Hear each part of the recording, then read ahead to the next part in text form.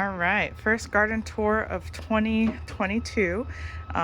It's April 16th.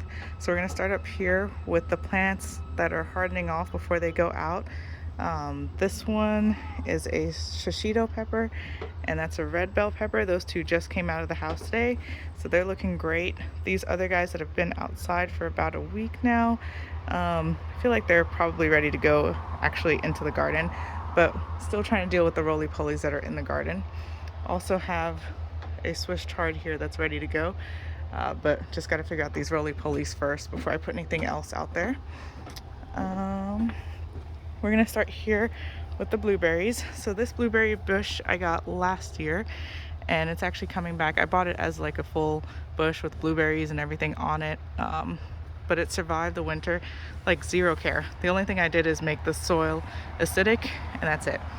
And then this one here used to be in this bigger pot, and I was worried that, you know, it was just a twig, it wasn't gonna make it, and I needed a pollinator buddy for this one to get more blueberries, which you can actually see on there that we do have some blueberries forming. But then when I looked at this one last night, the twig's actually alive. So it's actually, let's see if we can zoom in a little bit there. It actually has some life to it, some leaves. So now I have 3 blueberry bushes, which I'm okay with. And then this is the more recent addition. I just bought this one a couple weeks ago.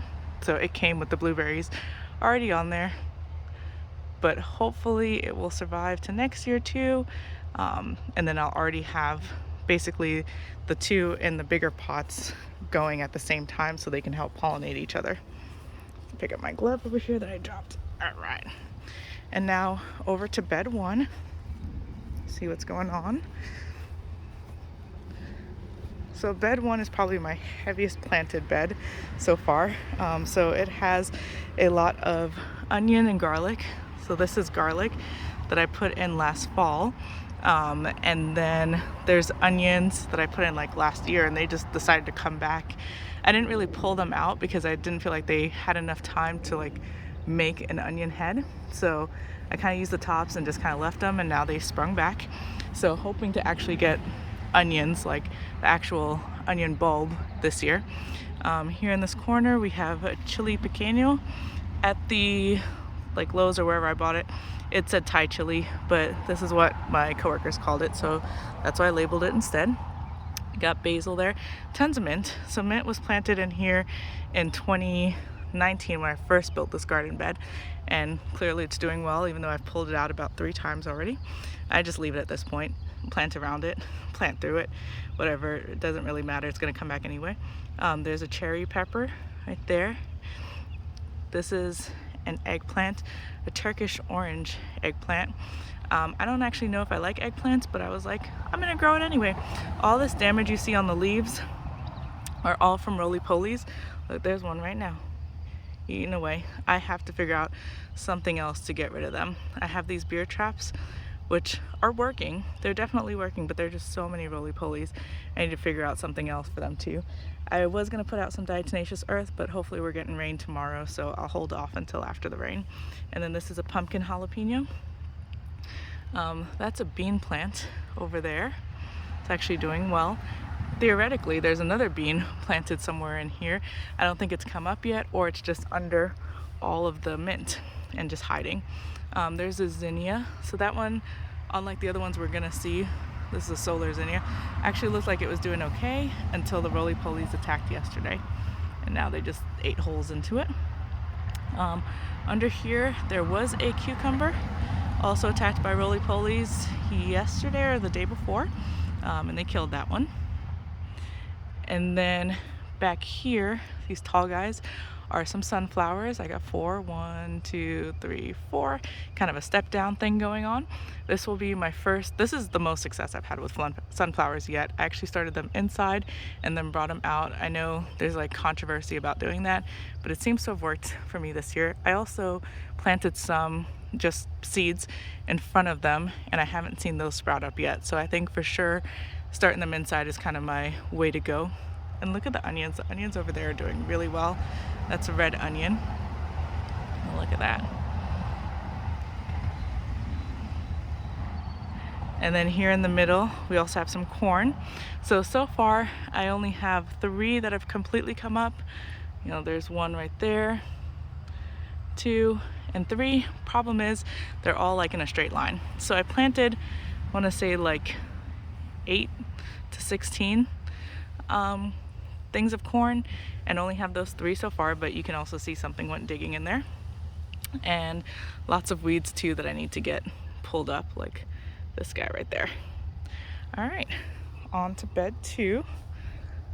So super proud of this, even though I've done like no work on it.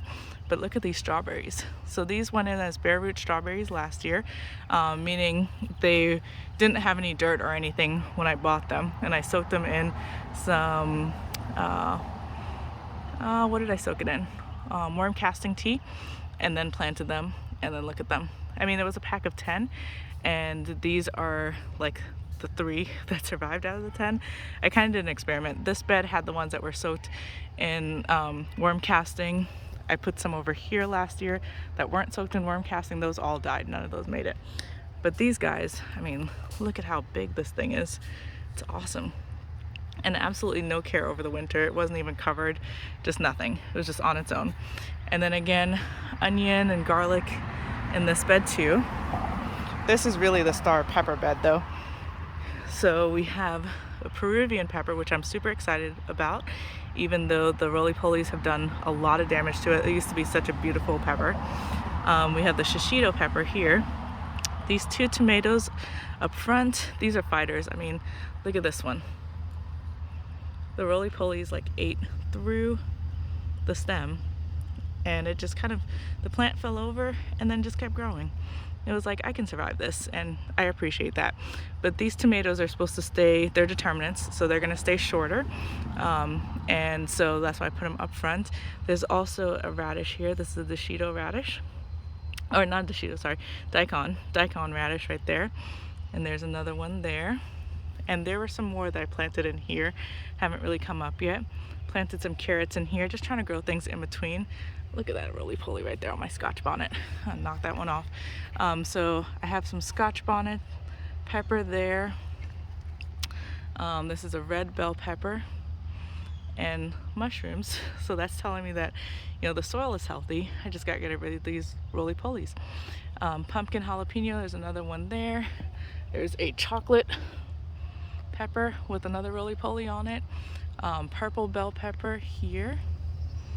And then behind it is I think a regular Scotch bonnet right there.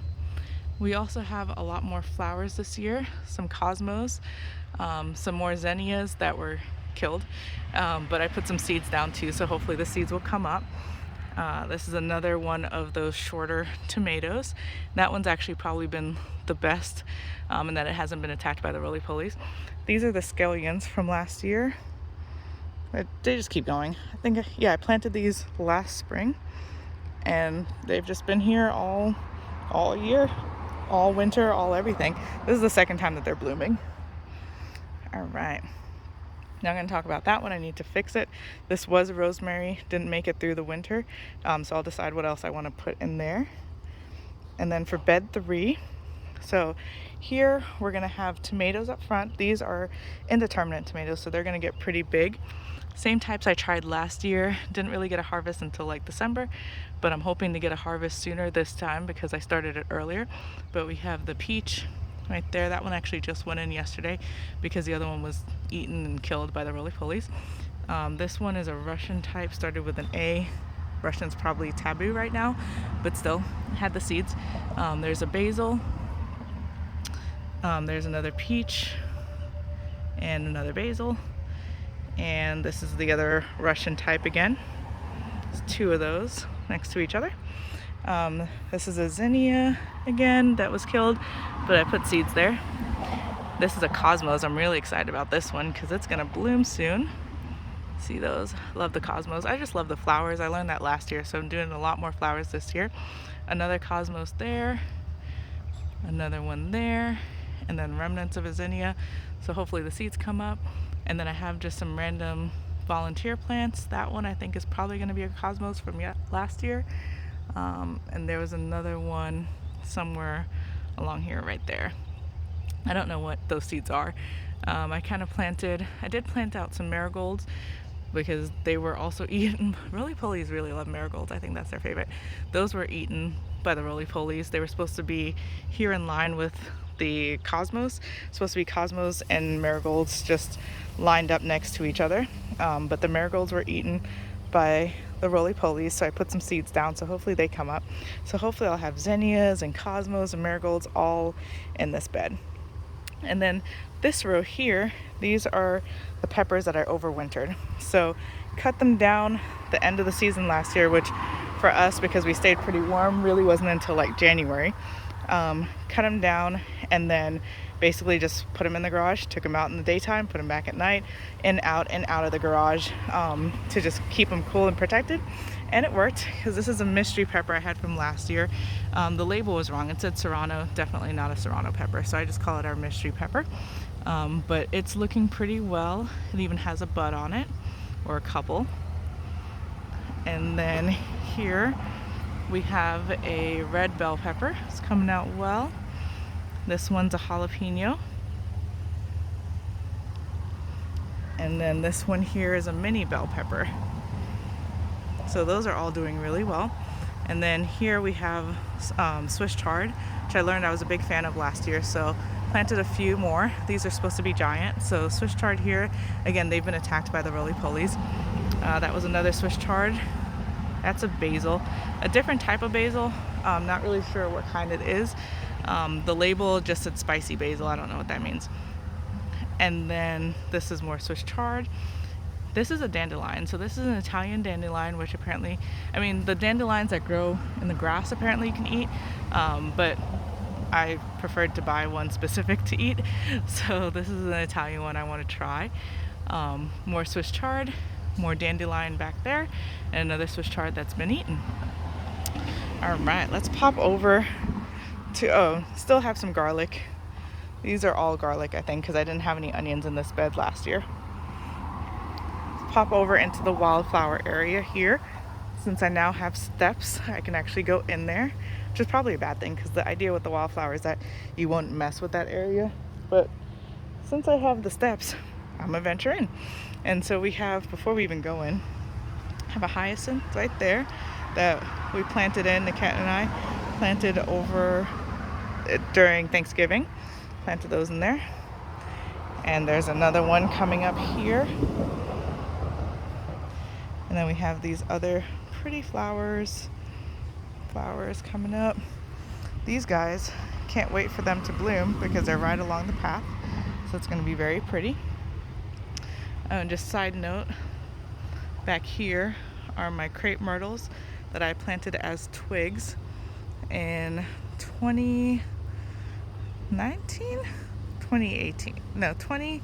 either 2019 or 2020, like February 2020, I think it was. I went down and picked up these twigs and planted them. And look at them now. They've definitely doubled. I mean, they were like 6 inches tall when I first got them. So they're doing pretty well. These two definitely do better. This one here and that one, because I think they get more light than these two over here. But they're doing pretty well. Actually, yeah, it was February 2020 that I planted those. So I'm happy about that. I actually mulched it this year, so that will be a good thing.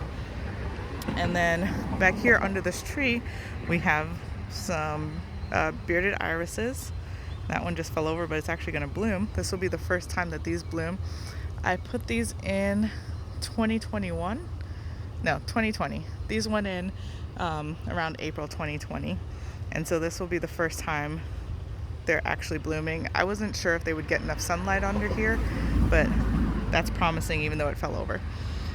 And then we're actually gonna go over here to the I wish it was a papaya, pomegranate tree. So I got that one last October. Sorry about the car traffic. And when I planted it, I mean, it looked okay, but then over the winter, obviously it just looked like a twig. So I was like, is it dead? Is it alive? Because, you know, I haven't watered it or anything, just kind of leaving it alone. And then it sprung right back. So that's awesome. This little pot in there, that's an Oya, so I can fill that with water and it slowly waters the plant. And instead of me coming over there to water it. And we have some more flowers there. I'm going to zoom you out to see these guys here. Again, close to the path, which I love. I mean, look at that. That's so pretty. We're going to zoom in again. Look. I'm like, yeah, so many flowers. The more flowers, the better. I still haven't really seen any bees coming by, but I'm hoping with all these flowers, bees and butterflies and stuff won't be far behind. Love that one. Then we have another one up here. Problem is, this one's interesting too, because look at the stem got knocked over with all the wind and stuff, and it's still going. Problem is, I just got a seed pack of wildflower mix, so I don't really know the name of most of these flowers. Kind of just like guessing, so I more so just appreciate that they're in there rather than trying to name them. And there's more hyacinths there. Those I know the name of because I bought them individually. All right, let's zoom out and head to the next bed, which is going to be bed 4, our most recent addition. So I put this bed in last, actually before we go there, let's look at these pots. So this was the lasagna method of doing tulips, and then I put actual like living plants on top of the tulips. And the idea was the living plants would, you know, live out their lives, and then the tulips would come up after. And so here's some tulips coming up there. This one actually tried to bloom here, but it hasn't quite opened yet. And then here's kind of the star of the show, because the most of these came up. Each one I think has about 9 in there. So this bed actually did really well. And 1, 2, 3, 4, 6, 7, 8, 9. All 9 of them came up. It's fantastic. And look, it's trying to bloom. It's going to be a really pretty, if it makes it, pink bloom. It's all pink and white, kind of randomly tossed in there. All right, on to bed 4. So this bed was mainly going to be flowers, but I do have a lot of peppers that need to go out, like the ones you saw on the deck, small to the ones I still have inside. I still have a lot of scotch bonnets and chocolate scotch bonnets inside under the grow lights, so they might just be coming into this bed. So the pots in the bed, the idea was I was making oyas, just like we saw next to the pomegranate. So fill it with water. Don't have to worry about watering this bed, because unlike those guys that are under drip, this bed is kind of out on its own little island over here. So if I put a hose to it, the hose is going to have to run right across the lawn, and I wasn't sure how that would be for like when they come to cut the lawn. So I was trying to do the oyas instead, but we'll see, because the oyas do take up more space. So if I need the space for a pepper plant, I'll pull the oya up and I'll put a pepper plant there instead. But in here we have some dahlias. And so first, let's start with these guys. So this one I bought last fall. Probably wasn't actually October, but last fall. And I asked the lady when I bought it, like, oh, is this actually going to bloom this year, or is this going to die back and come back in spring? And she's like, no, it's going to bloom this year. And of course it just died. Like, this one actually lasted the longest, I think probably into January before it died. And then this one here died pretty shortly after I put it in. And then I went to Lowe's and I got this one and that one. And I was thinking, you know, I probably shouldn't buy dahlias because they're apparently hard to grow here, with like, they need sun but not Texas hot sun type of a deal. But I was like, I'm gonna try it anyway because they were already sprouting. So they look great. So planted those 2, and then all of a sudden this one came back, and then this one, whose buddies over there, came back. So now I have like 4 dahlia plants, where I thought I was only gonna have like 2, the 2 from Lowe's. But we'll see what happens. We'll see how they survive. The first thing that was supposed to be growing in this bed, it was sweet peas, which are right there. I actually had 2 sets of supports on this bed, for them to climb up, like trellising. And sweet peas, I've watched a lot of the UK growers, and they all seem to love their sweet peas and stuff. So I was like, oh, I want to try it. Not super easy to grow here in Texas, but they said, you know, plant it in autumn and then they'll survive our winter and they'll be nice and sturdy. Problem is, they don't like the huge temperature changes that we get. So even during winter, we'll be, you know, like a high of 70 and a low of like 30, and they don't tend to like that. So these are little lone survivors. There's only 3 of them, 3 out of, I think I ended up planting about 30 something, because I planted 8 on each side, because there were some over here too, but none of these guys survived. So I took down the supports to get better access to the bed. But I planted 8 on each side in the fall, and then they sprouted up, they looked great, and then started dying in the winter. So then in the spring I planted a couple more, and I actually think some of these are survivors from the fall planting. So hopefully they'll keep climbing and they'll get some blooms before it gets too hot, but they can't really handle our heat or our drastic changes here. So I'll probably still try them again next year because I still have the seeds, but next year maybe I'll do them inside and then move them out as plants. All right, and now over to this was really just like the bearded iris bed. So there's one that's gonna bloom soon, hopefully. These guys already bloomed. They were very pretty purple plants. Oh, real quick, this is actually a tick seed flower that I bought literally last week, and look at how unhappy this plant looks. I think it's too much shade over here, so I'm going to try moving it more into the sun and hopefully it'll be happier, but we'll see, because it's barely had it for a week and it already looks dead.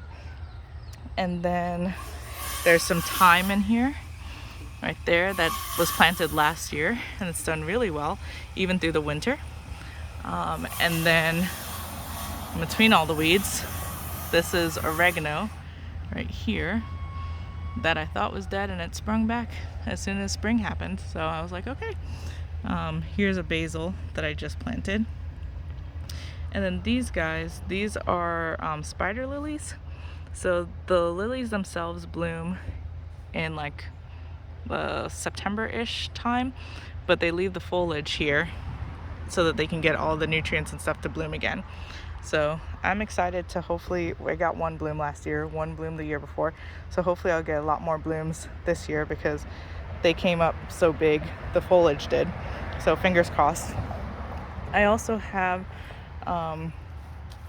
this is, I think it's called an angel lily, something like that. It's a big, kind of looks like a spider lily but white, where the spider lily that I have, these other guys, these are like an orange color. These here, I don't know what those are, but they started coming up in spring, so I'm just basically waiting for a bloom, meaning these guys right here, not sure, but we'll see what happens when they actually bloom. And then they were planted here too, so it must have been something that I purposely planted. I just can't remember what it is. All right, and then this is the support that was over with the dahlia bed, and I actually planted like 3 beans under here, but the support definitely moved when they came to cut, and I don't remember where the beans were. It was just like a random, like, oh, let me just try this really quick and see what happens. And then here, this little fence bed.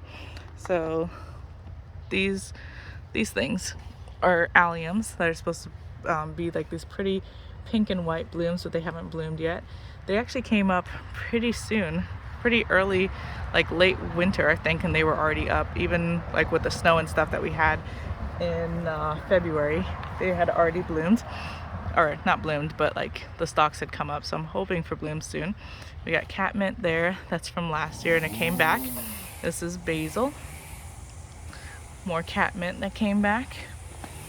And in this bed I planted strawberries last fall. Got super excited. I saw strawberries at a nursery, which normally we don't see it until spring, and spring just doesn't give you enough time to plant them before like it gets too hot and everything for them.